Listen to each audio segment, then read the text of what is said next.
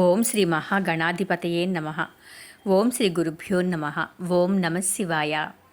మార్కండేయ పురాణంలో ఈరోజు పతివ్రత ప్రభావం గురించి తెలుసుకుందాము. పూర్వకాలం నందు ఆత్మపురం అను పట్టణమున కౌశికుడను బ్రాహ్మణుడు కలడు. అతడు పూర్వజన్మ కృతం పాపం వ్యాధి రూపేణ బాధతే అని చెప్పబడి ఉన్నట్లు అతనికి పూర్వజన్మ కర్మ వలన కుష్ఠరోగము సంభవించింది. అతనికి రూప యవ్వన సంపద గల భార్య కలదు.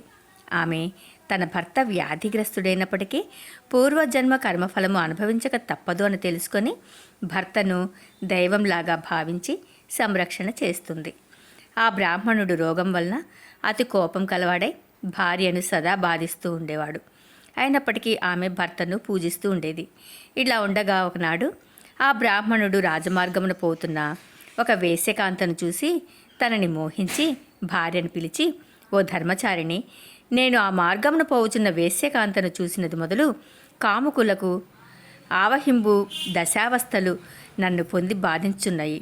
ఈ రాత్రి దాని ఇంటికి నన్ను నీవు తీసుకుని వెళ్ళవలను, లేని ఎడల నా ప్రాణములు పోవునని చెప్పాడు.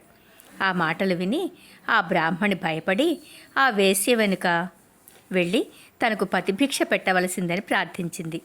ఆ భోగకాంత ఆమె దీనాలాపములను ఆలకించి జాలి కలిగి, అమ్మా, నేను ఇదివరకు అనేక మందిని దాసులుగా చేసుకున్నాను. అయినప్పటికీ నీవు పతిభిక్ష పెట్టమని కోర్చింటివి కనుక ఈ రాత్రి నీ పత్రి నా ఇంటికి తీసుకుని రమ్ము. నీ కోరిక ప్రకారం నీ భర్త కోరిక నెరవేర్చదునని చెప్పి పంపించి వేసింది. ఆ విషయం భర్తకు చెప్పి తొందరగా గృహకృత్యములను నిర్వర్తించుకొని కనుచీకటి కాగా తన భర్తను భుజంపైన కూర్చుండబెట్టుకుని వేశ్య ఇంటికి బయలుదేరి వెళ్తుంది. విధివశంబున ఆ రాత్రి ఆకాశమునందు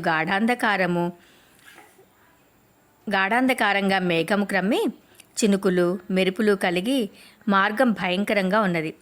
దైవభక్తి కలవారికిని పతివ్రతలకును భీకరములగు మార్గములు ఉండునా ఆ పతివ్రత అటువంటి నిసివేళ నిర్భయంగా భర్తను మూపు మీద కూర్చుండబెట్టుకొని మార్గంబున వేశ్య ఇంటికి వెళుతున్నది.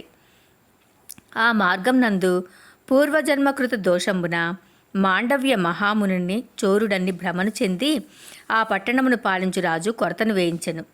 అందువలన ఆ ముని లంబికాయోగము వీడి బాధపడుచుండగా కౌశికుడు కాళ్ల నొప్పి కలిగి తన పాదములను చాచెను. అట్లు చాచుటలో ఆ పాదములు కొరత మీదనున్న మాండవ్యమునికి తగులుటచే కొర్రు కదిలి బాధ ఎక్కువైంది. కొర్రున ఉన్న మాండవ్యుడు తనకు పాదం తగులుట చేత కోపము కలిగి, బాధపడుచున్న నన్ను కాలితో తన్నినవాడు సూర్యోదయము కాగానే మృతిని పొందుగాక అని శాపం పెట్టాడు. తన భర్త మునిని తన్నిన విషయము ఆమెకు తెలియలేదు. కానీ నీవు నన్ను కాలితో తన్నితివిగాన సూర్యోదయము కాగానే నీవు మృతిని పొందుము అని ముని పలికిన శాపవాక్యములు ఆమె చెవిలో పడింది. ఆ మాటలు విని, అయ్యో, నేనేమి చేయుదును? భర్త ఎందుగల భక్తి చేతనే కదా ఇటువంటి చీకటిలో భర్తను వేశ్య ఇంటికి మోసుకుని పోచున్నాను. సూర్యోదయము అయినా నాకు వైధవ్యం కలుగును. నేను వైధవ్యము ఎలా భరించగలనని విచారించి, ఓ పంచభూతములారా, నేను మనోవాక్కాయ కర్మలచే పతిభక్తి కలిగి ఉంటినేని సూర్యోదయమే లేకపోవుగా కాని పలికింది. పతివ్రతల వాక్యములు వృధాయునా? ఈ విధంగా 3 అహోరాత్రములు గతించాయి. భూమండలమంతయు అంధకారంగా ఉన్నది. అందువలన దేవతలకు ఆవిర్భాగములు లేకపోయింది. మహారుషులకు కర్మలు లేకపోయాయి. క్రతువులు నిలిచిపోయాయి. ఆ సమయమునందు బ్రహ్మ విష్ణు మహేశ్వరులు దేవేంద్రాది దేవతలు అందరూ ఆలోచించి పతివ్రత శాపమును పతివ్రతలే మరలింపవలను కానీ ఇతరుల వలన కాదని తెలుసుకుని దేవతలందరూ కలిసి అత్రి మహాముని భార్య అనసూయ వద్దకు వెళ్ళి పతివ్రత శాపమును చెప్పి, అమ్మా, నీవు పతివ్రత శాపమును మరలించి లోకములను కాపాడవలసిందని కోరారు.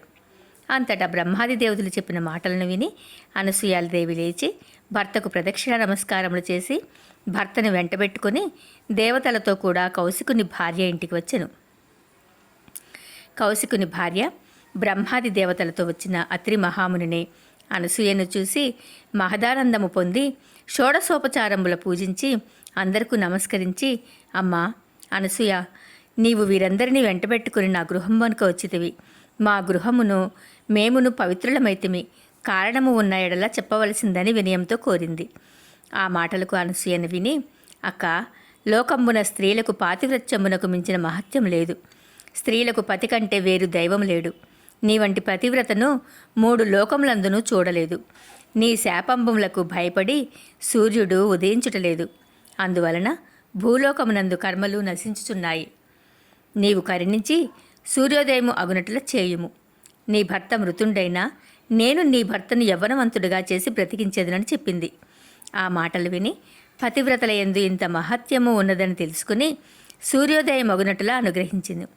సూర్యుడు ఉదయించిన వెంటనే కౌశికుడు మృతుడయ్యాడు.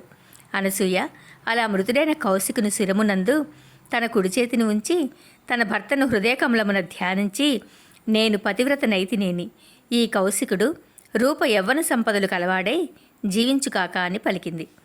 అంతట కౌశికుడు రూప యవ్వన సంపదలు కలవాడై నిద్ర నుండి లేచిన విధముగా లేచి భార్యతో సహా అత్రి మహామునిని అనసూయను పూజించి బ్రహ్మాది దేవతలకు ప్రదక్షిణ నమస్కారములను చేసి అనేక విధములుగా స్తోత్రములను చేసెను.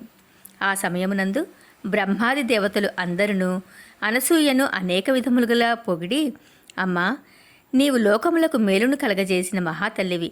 నీకు కావలసిన వరంబులనిచ్చెదము, కోరుకోవలసిందని చెప్పారు.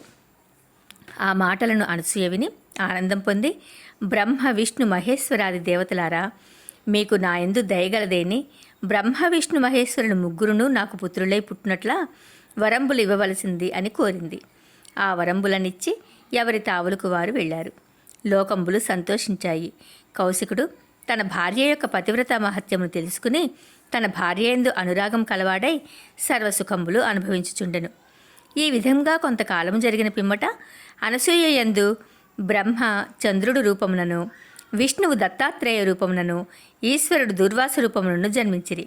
దుర్వాసుడు జన్మించుటకు ముందు అనసూయ గర్భవతి అయి ఉండగా ఒకనాడు కార్తవీర్యార్జునుడు అత్రి మహాముని ఆశ్రమునకు వచ్చి అనసూయను చూచి మోహించి మోసము చేయుటకు ఆలోచించుచుండగా గర్భమునందున్న శిశువు మహారౌద్రము దాల్చి బయటకు వచ్చి కార్తవీర్యుని శపించెను. అతని ఆకారమును కోపమును చూసి అశరీరవాణ్ణి దూర్వాసుడని పేరు పెట్టి వీడు దూర్వాసుడని పిలువబడునని చెప్పెను. ఓం నమః శివాయ.